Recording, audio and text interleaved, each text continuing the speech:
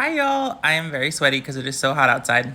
I wanted to make a quick video about this article that I read today in the New York Times by Danny Blum, which I thought was so interesting and which I have literally never considered before. So the article is called Why LGBTQ Adults Are More Vulnerable to Heart Disease. And my immediate thought was, oh, because we're more stressed. And that is actually the case. Let me read you some quotes from this article.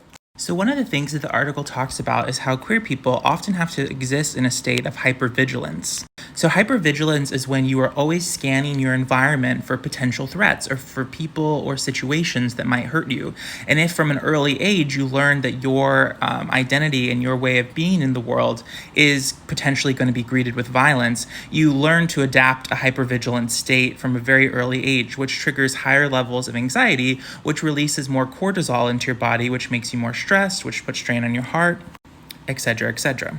The article also talked about how many in the queer community, in order to cope with these high levels of constant stress, self-medicate with alcohol and drugs, which obviously presents its own set of health challenges.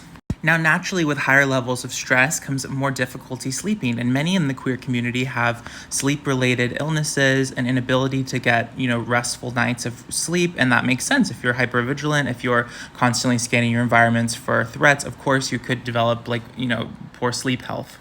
And this one, something I didn't necessarily think about is that if you don't feel comfortable with a care provider or you live in an area, I should have thought about this because, of course, if people live in an area that's, very conservative or very Republican or things like this, they might not necessarily feel super safe seeking access to care for their specific, needs in the LGBTQ community.